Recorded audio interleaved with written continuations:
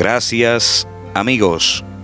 Bienvenidos, amantes de los mejores documentales del mundo. Una entrega más.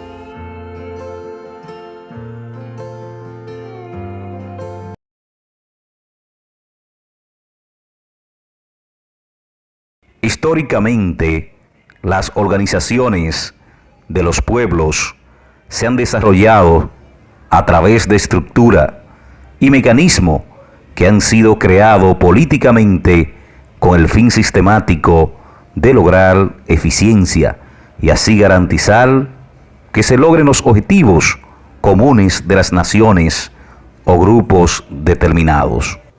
Existe una relación de dos elementos que actúan como complemento jurídico y civil. Nos referimos a la Constitución y derechos civiles. Trataremos la primera parte, definiendo la Constitución como una institución jurídica que limita el ejercicio del poder por medio del derecho, que reconoce y consagra derechos fundamentales, estableciendo mecanismos de garantía de los mismos. Las funciones de una Constitución son establecer un sistema de gobierno que defina los poderes y funciones, proveer los límites a sus operaciones y controlar las relaciones entre las instituciones. Existen diferentes formas de constituyentes, pero cuando hablamos de los principales elementos que la componen, podemos resumir en 4 referentes comunes que son libertad, república, democracia y federalismo. ¿Cuál es la diferencia entre Estado, república y nación? El Estado es el conjunto de los órganos de gobierno de un país considerado soberano. En cambio, una república es una organización cuya máxima autoridad es elegida por los ciudadanos. Y nación, en sentido amplio, es una comunidad de fundamento histórico-cultural con un territorio que se considera propio, con cierto grado de conciencia diferente de otras. Las características de una nación se definen como las identidades culturales, históricas, sociales y políticas del grupo de personas que integran dicha nación. Pasamos a los derechos civiles. Son aquellos que de manera humana buscan la protección de la pertenencia de dignidad, participación y preservación física y social de los ciudadanos. El especialista en Derecho Constitucional, Toribio Familia, habla de los derechos civiles, tomando como referente la Constitución Dominicana. Para ellos tenemos que previamente establecer el concepto nación. Y una nación no es más que un conglomerado de personas que habita el mismo territorio, que habla la misma lengua, que se rige por las mismas normas y que tiene las mismas culturas y costumbres. En la nación se establece como órgano administrativo de ejecución el Estado. El Estado no es más que el conjunto de instituciones que están dentro de sí, dentro del territorio que compone ese Estado. Y en nuestro Estado, la República Dominicana, por ser un Estado social, democrático y de derecho, pues tenemos 3 poderes. Y los poderes son, en primer lugar, el poder legislativo, el poder ejecutivo y el poder judicial. El poder legislativo es el que se encarga de hacer las leyes, de votar las leyes, además de fiscalizar a los demás poderes. El poder legislativo, sus representantes, que son senadores y diputados, porque está dividido en 2 cámaras, Cámara Alta, o sea, Cámara de Senadores, y Cámara Baja, Cámara de Diputados. Son electos sus representantes por el voto popular. el voto de todos los ciudadanos dominicanos.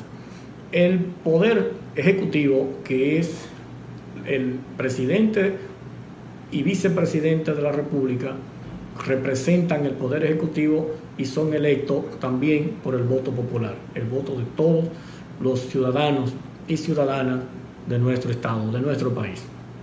Entre sus funciones son administrar los bienes del Estado. El Poder Judicial, que no es más que el administrador de las normas, de las leyes, quien imparte justicia, quien garantiza los derechos de cada uno de los particulares, de cada uno de los ciudadanos. Entonces, esos tres poderes componen como institución al Estado dominicano.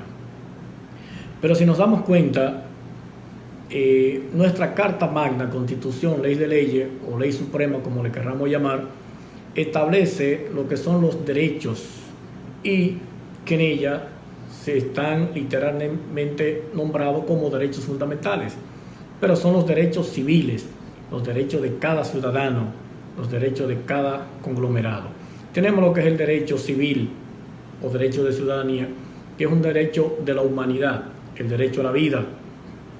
Es un derecho inalienable a la persona, que nadie tiene derecho a quitarle la vida a ninguna otra persona. El derecho a la libertad es un derecho sine qua non, uno de los derechos más prominentes que puede existir, porque la libertad es la norma de la humanidad. La libertad es la norma y la excepción es la prisión. Tenemos el derecho a la salud. Todo Estado tiene que garantizar a sus ciudadanos una salud de calidad y una salud gratuita. El derecho a la educación, de igual manera, todo dominicano tiene derecho a recibir una educación de calidad, una educación digna. Tenemos el derecho a la libre expresión. Es un derecho fundamental de todo ciudadano en un Estado social, democrático y de derecho como es el nuestro, que nadie puede coartar. Usted tiene derecho a hablar, a decir lo que usted piensa, emitir sus ideas y opiniones, no importa cuándo, por dónde ni en qué lugar. Tenemos el derecho a libre tránsito, que a veces no lo notamos, no lo sentimos, porque sabemos las cosas que pasan, pero es un derecho fundamental también, es un derecho civil. Toda persona tiene ese derecho a transitar por las vías y calles de todo el territorio nacional, sin importar la hora, y que nadie tenga que coartarle, sea autoridad o no sea, ese derecho. Tenemos el derecho a la vivienda. Toda persona tiene derecho el Estado dominicano tiene que garantizar a todo ciudadano, a toda persona, una vivienda digna, una vivienda de calidad. El Estado dominicano tiene que garantizar también el derecho civil de la alimentación. O sea, todo dominicano, todo ciudadano, todo humano tiene derecho a la alimentación, sin que nada ni nadie pueda coartarle ese derecho. Tenemos muchos derechos civiles, entre otros, que están contenidos, como decíamos, en la Carta Magna, sus artículos del 37 al 69, pero sí también tenemos deberes. Los deberes son los que tenemos que cumplir. Por ejemplo, si decíamos que el presidente de la República y el vicepresidente, los legisladores y demás autoridades que rigen la administración del Estado, entonces, como un Estado social democrático de derechos, repetimos, pues los ciudadanos tienen el deber de votar. Además de que el votar es un derecho, votar, elegir y ser elegido es un derecho, pero elegir también es un deber. Porque si nos imaginamos que en nuestro Estado democrático se eligen por el voto popular las autoridades, y si nadie vota, entonces ¿cómo lo vamos a elegir? Por tanto, el votar constituye un deber de ciudadanía. Entonces existen otros deberes, como es el deber de respetar las normas, las leyes, respetar a sus semejantes, respetar a los demás, respetar al medio ambiente, respetar a los animales, y una serie de deberes que debemos cumplir. Los derechos civiles incluyen derecho a la vida, derecho de honor, derecho de la seguridad de las personas, los domicilios y las comunicaciones, el derecho a la igualdad y la protección contra la discriminación y degradación moral. El derecho a la vida es un derecho sagrado que tienen los seres humanos y que no pueden ser violentados. En datos de la historia de la humanidad encontraremos que algunas civilizaciones y pueblos tomaban decisiones sobre la vida de algunos niños. Al momento de nacer, pasando incluso por pruebas como garantía de una vida de utilidad. Sin embargo, el derecho a la vida no tiene nada que ver con ningún tipo de condición del individuo. Existe una interpretación natural y de sentido universal de que la misma es sagrada, la vida, ya que fue diseñada y perpetuada por Dios. La pena de muerte, justa o legal. Este es uno de los temas más controversiales que se discuten en los fundamentos de la Constitución y los derechos civiles, tomando como referencia la integridad de los derechos humanos y la aplicación de las leyes establecidas en algunos países que contemplan la pena de muerte como una decisión penal justificada en circunstancias especiales. Podemos citar que la misma no es universal, es decir, la mayoría de los países no tienen incluida la pena de muerte dentro de sus penalidades. Además, el tipo de crimen del condenado no es lo que determina la condena. Todo dependerá del país en que se cometa dicho crimen. Un ejemplo simple que nos ayudará a responder si la pena de muerte es justa o no es el siguiente. Un ciudadano dominicano, ejemplo, comete un asesinato dentro del territorio de esa nación contra un niño por simple prejuicio racial. Su probable condena será 30 años. Un ciudadano norteamericano en el estado de Texas, Estados Unidos, comete asesinato contra un niño por simple prejuicio racial. Su probable condena será la pena de muerte. Conclusión: la pena de muerte es legal, considerando su aplicación en países donde está constituida como penalidad, pero no es justa, ya que no existe en todos los países una misma herramienta que sea considerada como grado y patrón legal. Además, agregamos la frase: no siempre lo que es legal es justo. ¿Es correcta la pena de muerte? Si hacemos una reflexión simple, fundamentada en el principio moral religioso, aceptando la existencia de Dios como tal y asumiendo la creación del universo y los seres humanos como una obra de Él, sería fácil concluir diciendo que no es correcta, apegándonos al criterio de que no podemos decidir sin excepción sobre la vida humana. Por lo tanto, la pena de muerte violenta ese principio. Ahora bien, los países que tienen habilitada la pena de muerte como una opción penal enfocan su argumentación en el concepto de que las penalidades de manera universal no son consideradas como un castigo para el condenado, sino más bien un proceso de regeneración del individuo. Y producto de esas concepciones es que se justifican que cuando este recurso pierde la razón de ser, presenta la pena de muerte como una solución de menor daño colateral social.